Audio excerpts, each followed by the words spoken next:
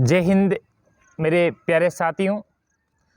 जो भारतीय सेना की तीनों सेना प्रमुखों की कल जो प्रेस कॉन्फ्रेंस हुई थी, उसके माध्यम से जो फैसला लिया गया टीओडी के रूप में, ये युवाओं के साथ एक बहुत बड़ा धोखा था।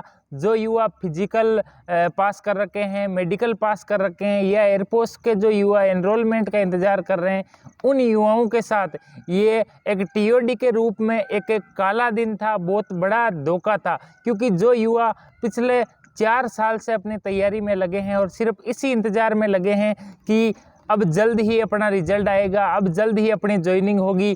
कई युवा है जो एनसीसी सर्टिफिकेट थे, उन युवाओं ने अपने फाइनल सिलेक्शन मान लिया था, क्योंकि जो एनसीसी सी सर्टिफिकेट का बंदा होता है उसका फिजिकल और मेडिकल के बाद उसका पेपर नहीं होता है।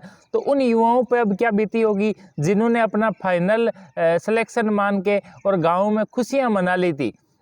और जो सरकार ने ये टीओडी के रूप में फैसला लिया है, उस दौरान ये जो सरकार के तीनों सेना के सेना प्रमुख थे, उन्होंने एक बार भी नहीं सोचा कि अपने इस फैसले से उन युवाओं पे क्या बीतेगी, उन किसान परिवार पे क्या बीतेगी, जिस पिता ने 4 साल तक अपने सीने पे पत्थर रख के और खून पसीने की कमाई से अपने बच्चे को पढ़ाया था। उस बच्चे पे क्या बीतेगी जिस बच्चे ने 4 साल तक रात दिन एक करके पढ़ाई की, फिजिकल की, और उसके बाद उसको ये सुनने को मिला कि आपका एग्ज़ाम और आपका जो एनरोलमेंट है वो रद्द कर दिया गया है और नए सिरे से भर्तियां होगी। यदि आपको नए सिरे से भर्तियां ही करवानी है तो करवाइए, लेकिन उन युवाओं का इसमें क्या दोष है? क्योंकि आपने उनके लिए नोटिफिकेशन निकाला था, उनका फिजिकल करवाया था, उनका एग्ज़ाम करवाया था। आपको यही करना था तो क्यों करवाया उनका एग्ज़ाम, क्यों करवाया उनका फिजिकल?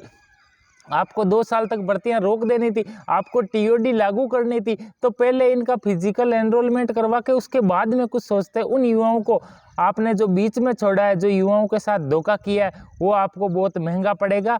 और तीनों सेना प्रमुखों ने सिर्फ ये कह के टाल दिया कि उनको उन युवाओं के लिए जिन्होंने एग्ज़ाम और फिजिकल पास कर रखा है या जो एनरोलमेंट का इंतज़ार कर रखे हैं, उनके लिए ही 2 साल में छूट दी गई है। तो उन युवाओं से, उनके माता पिता से अब 2 साल और कैसे निकलेगी? क्योंकि उन्होंने एक एक दिन बड़ी मुश्किल से काटे थे इस रिजल्ट के इंतज़ार में, इस एग्ज़ाम के इंतज़ार में। लेकिन अब जो ये 2 साल और है वो काटना उनके लिए बहुत मुश्किल है, क्योंकि उन्होंने जो कर्जा करके पढ़ाई करवाई है, अब उनको उस कर्जे को चुकाने के लिए उन बच्चों के सहारे की ज़रूरत है। बूढ़े माता पिता को उन बच्चों के अब सहारे की ज़रूरत है। अब वो उन बच्चों पे और पैसे पढ़ाई पे खर्च नहीं कर सकते।